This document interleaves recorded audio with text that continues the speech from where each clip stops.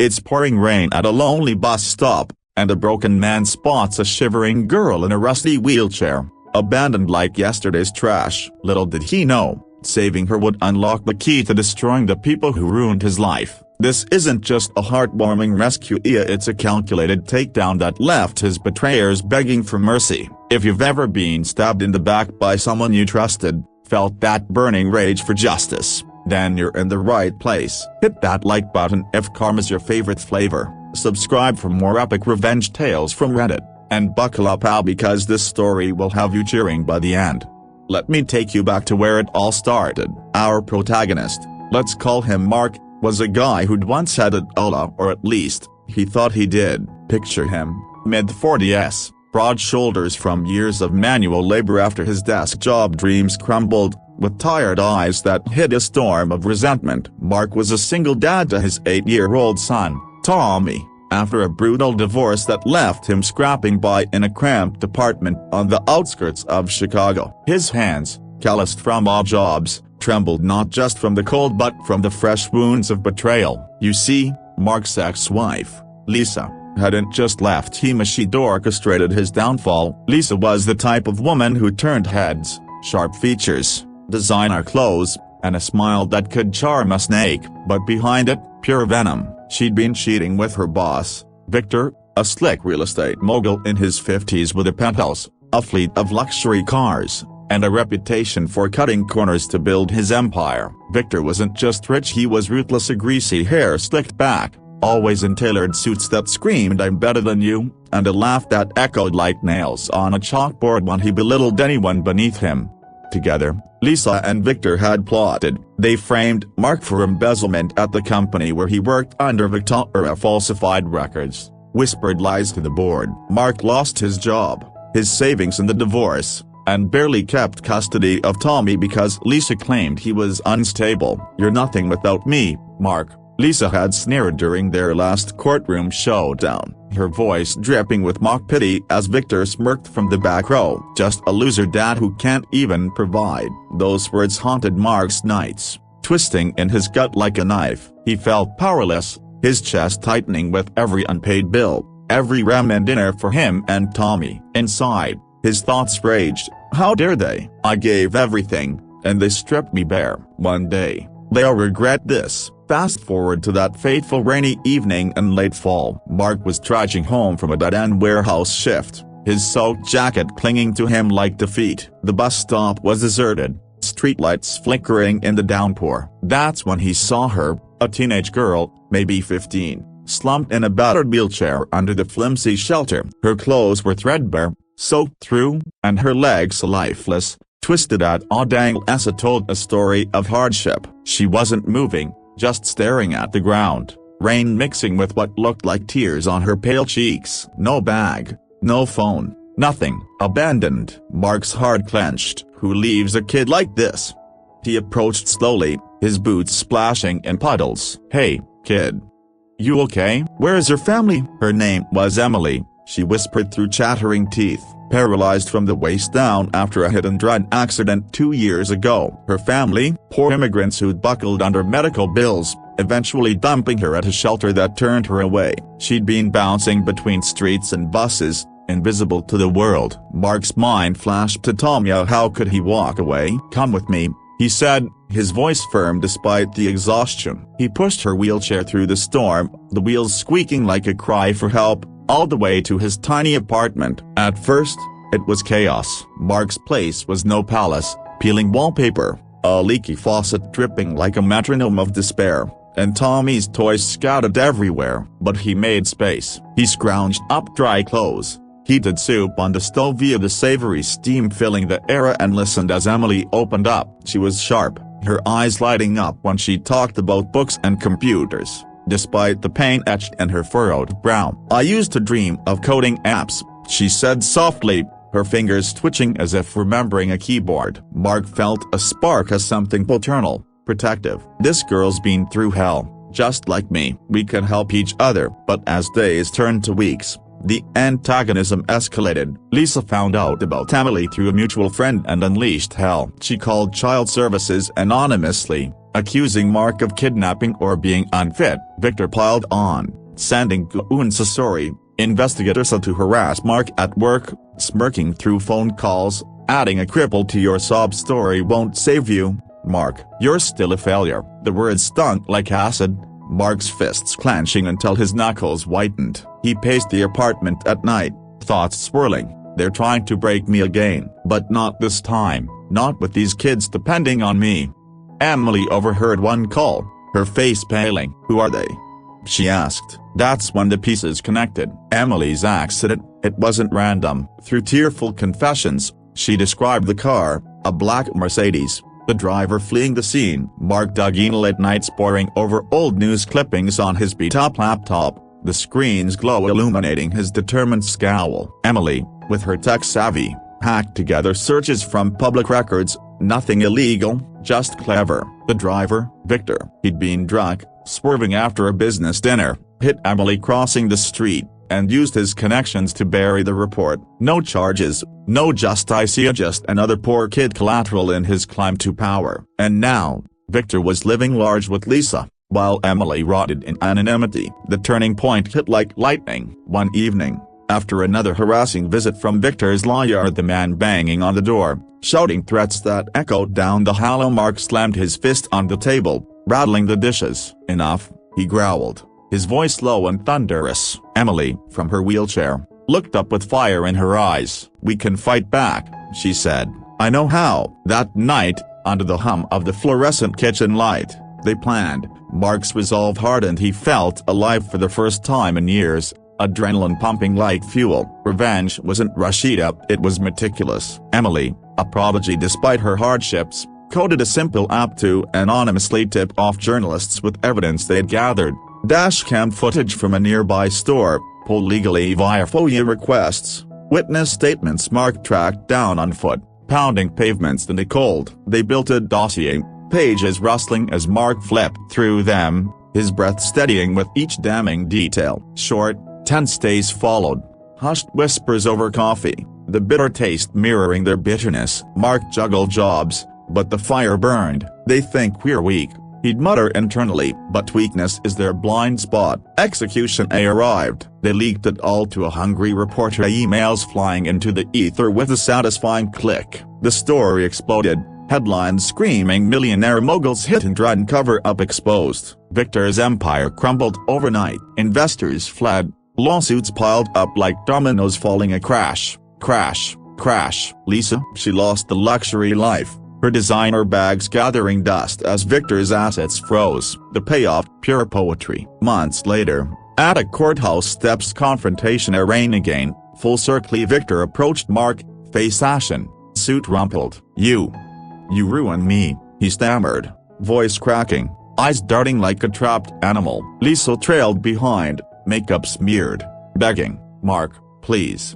We can work this out, for old times. Mark stood tall, Emily beside him in her new electric wheelchair, courtesy of settlement funds, Tommy holding his hand. The air was thick with tension, the crowd's murmurs a backdrop to justice. Mark's heart soared, a relief flooding him like warm sunlight after a storm. You called me a loser, he said calmly, his voice steady. But look who's begging now. He turned away, the sound of their pleas fading as he walked into his new life. A modest house, Emily adopted officially, and a startup born from her app ideas, thriving. Triumph tested sweet, validation wrapping around him like armor. Stories like this remind us, sometimes, karma needs a nudge, but when justice hits, it's undeniable. What goes around comes around, especially when the underdogs rise up. Makes you think, right, about fairness, resilience, and that inner fire we all have. If this revenge gave you that satisfying chill down your spine,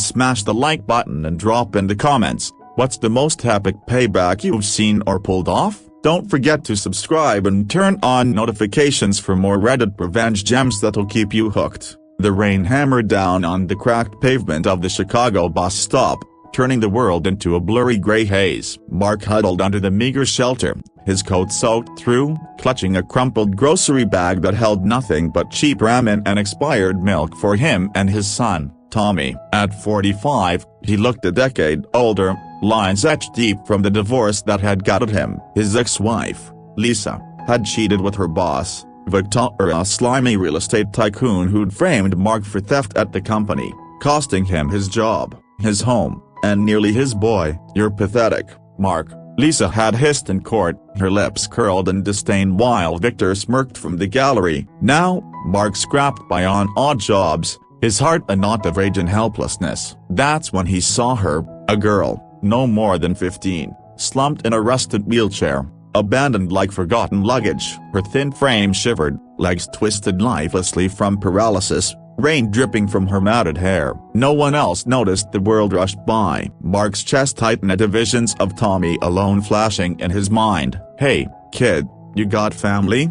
he asked, voice rough. She shook her head, whispering her name. Emily, orphaned, broke, dumped after a hit and run left her broken. Without thinking, Mark pushed her wheelchair through the storm to his dingy apartment, the wheels squeaking protests. For the first time in months, he felt a flicker of purpose amid the betrayal's ashes. Emily settled into Mark's cramped life like a puzzle piece he didn't know was missing. The apartment smelled of stale coffee and Tommy's crayons, walls thin enough to hear neighbors' arguments. At first, it was awkward, the Mark juggling baths for her, makeshift tramps from plywood scraps, while Tommy stared wide-eyed at his new sister. But Emily's spirit shone through her pain. She devoured books from the library, her fingers flying over an old laptop. Mark scrounged up. "I used to code little games," she confided one night, the glow of the screen highlighting the scars on her legs. Mark nodded, stirring soup on the hot plate, the savory steam a rare comfort. "You're tough, kid, tougher than me." Word got back to Lisa, of course. She was living large now, in Victor's penthouse overlooking the lake, her days filled with spa appointments and cocktail parties. When she heard Mark had taken in a stray, her calls started, venomous voicemails dripping with false concern. "What are you doing? Playing hero? You're barely feeding your own kid." Then came the anonymous tips to child services, accusations of neglect, kidnapping whispers. Inspectors showed up unannounced, poking through the fridge, eyeing Emily's wheelchair like evidence. Mark's blood boiled, his fists clenching until nails dug into palms. "They're not done ruining me," he thought, pacing the creaky floorboards after Tommy's bedtime. Victor escalated it, sending private investigators, thugs in cheap suits who loitered outside, snapping photos, banging on the door with threats. "Boss says you're done, pal. Hand over the girl or we'll make sure you lose the boy too." Emily overheard one confrontation, her face paling as she wheeled into the kitchen. "Who are they really?" she asked, voice trembling but eyes sharp. Mark sighed, sinking into a rickety chair that groaned under his weight. He spilled it all of the affair, the framed job, how Victor's empire was built on lies and bribes, dodging regulations to flip properties in poor neighborhoods. Emily listened, her brow furrowing, then shared her own nightmare, the hit and run 2 years back. A black Mercedes, sleek and speeding, clipping her as she crossed the street after school. The driver fled, no plates visible, but she'd caught a glimpse. He slicked back hair, a gold watch glinting. Police dismissed it. No evidence, case closed. That night, under the hum of the single bulb swinging from the ceiling, Mark and Emily connected the dots. She booted up the laptop, fingers dancing despite the chill in the air. Public record searches, old news articles pulled from archives of the hit and run matched Victor's timeline. He'd been at a boozy client dinner nearby, witnesses placing his car in the area. But his lawyers buried it, payoffs to cops, erased reports. Emily's family, immigrants with no pull, got nothing but bills that bankrupted them, leading to her abandonment. "It was him," Emily whispered, tears streaking her cheeks as the printer whirred, spitting out grainy photos. Mark's jaw tightened, a fire igniting in his gut. "Not just me, they destroyed her too." For the first time, his rage had a target, sharp and unyielding. The turning point came on a blustery winter evening. Victor's goon pounded on the door again, shouting slurs through the wood. "Open up, freak show. Boss wants his mess cleaned." Tommy hid under the blankets, whimpering, while Emily froze in fear. Mark snapped. He yanked the door open, towering over the man, voice a low growl, "Tell Victor he's done terrorizing us." The goon laughed, but Mark slammed the door, heart pounding like a war drum. Inside, He turned to Emily, resolve stealing his features. "We're fighting back, together," she nodded, a spark in her eyes matching his. They spent hours planning, the room warming with their determination despite the drought seeping through cracked windows. Revenge wasn't a blaze up, it was a slow burn, meticulously stoked. Emily, her mind a whirlwind of code and logic, taught herself deeper hacking skills from online tutorials. Nothing illegal, just ethical sleuthing through open sources. Mark hit the streets, his boots pounding sidewalks slick with snow, tracking down witnesses from the accident. One old shopkeeper remembered the Mercedes, even had faded security footage he'd kept just in case. Another was a former cop, bitter about the cover-up, who slipped Mark redacted files over coffee in a dingy diner, the aroma of burnt toast masking their whispers. Piece by piece, they built a dossier, emails Victor thought deleted, bank records showing payoffs, even Lisa's complicit texts gloating about handling Mark. As weeks dragged into months, the harassment intensified. Lisa showed up once, unannounced, her perfume cloying in the tight space. "This is ridiculous, Mark. Give up the girl, she's not yours." Her eyes flicked to Emily with pitying disgust, heels clicking on the linoleum. Mark stood firm, arms crossed, feeling the weight of his kids' futures. "Get out," he said, voice steady. Internally, doubts gnawed. What if we fail? What if they take everything?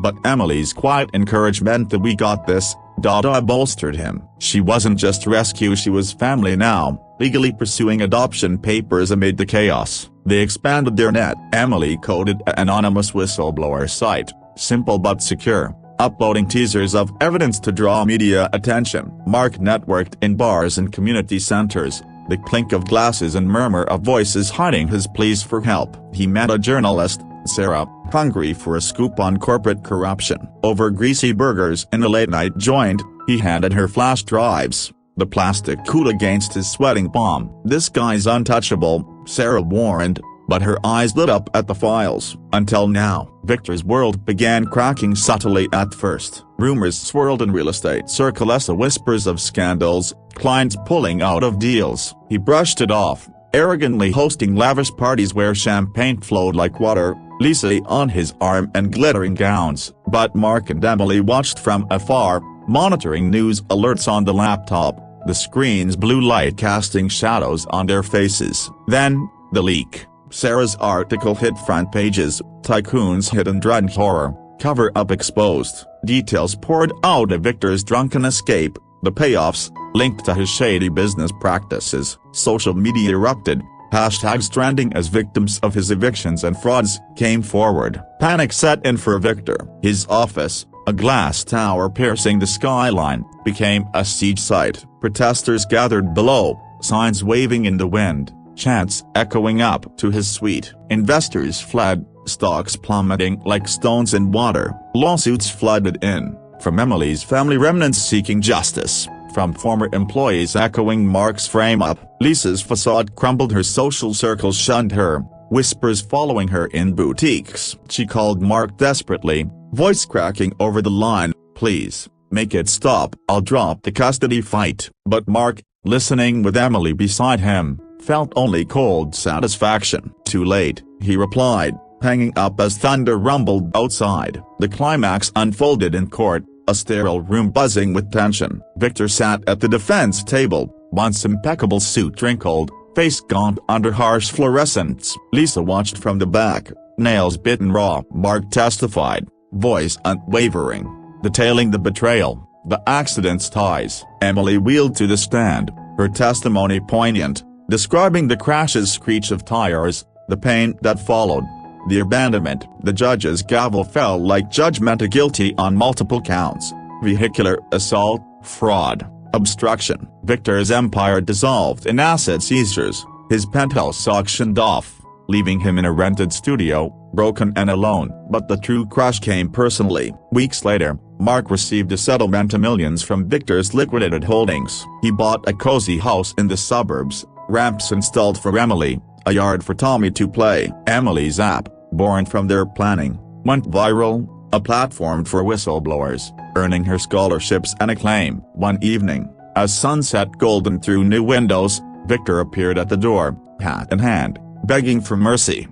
I lost everything," he stammered, eyes hollow. Lisa hovered behind, makeup unable to hide her defeat. Mark stood tall, Emily and Tommy flanking him. "You crushed lives for fun," Mark said, tone even. "Now feel what it's like." He closed the door softly, the click final. In the aftermath, peace settled like fresh snow. Mark rebuilt, starting a consulting firm exposing corporate fraud, his days filled with purpose. Emily thrived, coding full-time, her wheelchair no barrier to her dreams. Tommy laughed freely, the family whole. The betrayal's scars faded, replaced by bonds forged in fire. Victor faded into obscurity, a cautionary tale whispered in boardrooms. Lisa slunk away, jobless and isolated, her world in ruins. Justice, slow but sure, had prevailed, proving that from the depths of despair, redemption and revenge could rise unbreakable. The rain hammered down like a relentless accusation,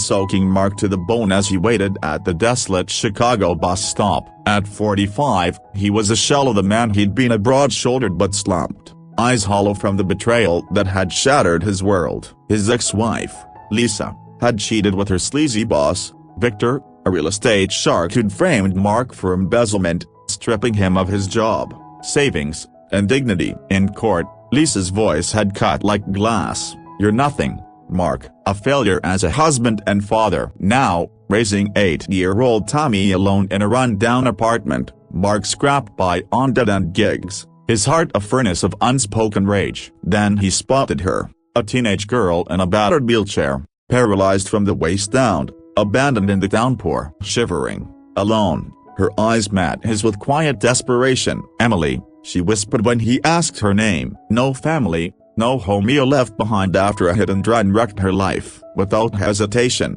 Mark pushed her through the storm to his place, the wheels slashing through puddles. For the first time since the divorce, he felt a spark of purpose, a chance to protect someone as broken as he was. Emily fit into Mark's chaotic life like a missing gear, her sharp mind cutting through the gloom of the tiny apartment. Tommy warmed to her quickly, sharing crayons and stories, while Mark rigged up ramps and scrounged medical supplies. But Lisa and Victor caught wind, unleashing fresh hell. Anonymous calls to child services, harassment from Victor's thugs. "You're playing house with the cripple? Pathetic," Lisa sneered over the phone. Mark's fists clenched, rage simmering. One night, Emily confessed her accidents details, a fleeing black Mercedes, and Mark realized Victor was the driver, his cover-up buried under bribes.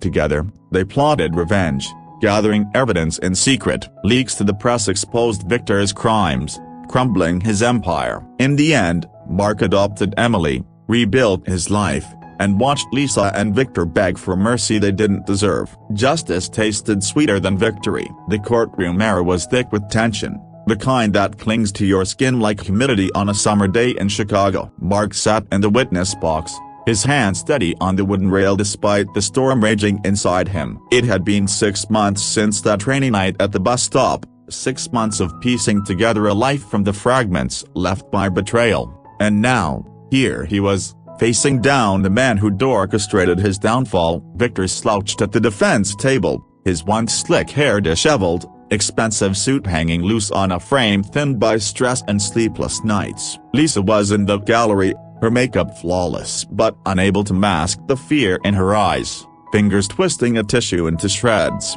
The judge's gavel had already fallen on preliminary motions, and the room buzzed with the low murmur of spectators and reporters scribbling furiously, victims of Victor's schemes watching with hungry anticipation. Mark's testimony began simply, his voice slow but firm, echoing off the paneled walls. He recounted the affair, the frame-up at the company where he'd worked loyally for a decade. "Victor didn't just steal my wife," Mark said, his gaze locking on the man who'd smirked through it all. "He fabricated evidence via doctored emails, fake transactions to make me look like a thief. I lost everything, my job, my home, my reputation." The words hung in the air, heavy as the oak benches creaking under shifting bodies. Internally, Mark's thoughts raced. This is for Tommy, for Emily, for every night I lay awake wondering how to feed my kid. He described the divorce, Lisa's cutting words in court. "You're unstable, Mark, unfit. 8 And how Victor had pulled strings to ensure Mark barely kept custody. The prosecutor nodded, pacing with measured steps, her heels clicking sharply on the tile floor. But the real bombshell came when Emily took the stand. Wheeled in by a bailiff, her chair humming softly, she looked small but unbreakable, her 15-year-old face composed under the harsh fluorescent lights. The courtroom fell silent. The only sound the faint whir of the air conditioning. Emily's voice trembled at first, then steadied as she described the hit and run, the screech of tires on wet asphalt, the impact that shattered her spine, the black Mercedes speeding away into the night. I saw his face briefly, she said, pointing at Victor. Slicked back hair, a gold watch catching the streetlight. He didn't stop, didn't care. Gasps rippled through the room. Lisa's hand flew to her mouth, eyes wide with dawning horror. Emily continued, detailing the cover-up, how bribed officials, erased police reports, saw evidence Mark and she had unearthed through late-night searches on a borrowed laptop, the screen's glow illuminating their determined faces in the dim apartment. The defense attorney rose, slick as oil, trying to poke holes. Miss, how can you be sure after all this time? Trauma affects memory. Emily's eyes flashed, her hands gripping the armrests. Trauma sharpens it. I relive that night every day I can't walk. The jury leaned forward, faces etched with sympathy. One woman dabbed at her eyes. Mark watched from his seat, pride swelling in his chest like a tide. She's stronger than all of us, he thought, remembering the first weeks. Emily's quiet sobs in the night, her frustration with the wheelchair, but also her laughter when Tommy drew her pictures of superheroes in chairs that could fly. Flashbacks flooded Mark as the trial dragged on. He remembered the escalation after taking Emily in the anonymous tips to child services, inspectors rifling through his fridge, eyeing the sparse shelves with judgmental stares. This environment isn't suitable, one had said, clipboard in hand. While Tommy clung to Mark's leg, Victor's thugs had amped it up, loitering outside the apartment building, their cigarette smoke wafting up to the window like it owned. One night, a brick shattered the glass, a note attached, "Give up the girl or lose the boy." Mark had swept up the shards, glass crunching under his boots, rage boiling over. That's when he and Emily connected the dots, her description matching Victor's car from a business dinner logged in public records. They spent hours in the kitchen, steam from instant noodles curling around them, as Emily's fingers flew over keys, pulling threads from online databases and nothing hacked, just persistent digging through FOIA requests and forgotten forums.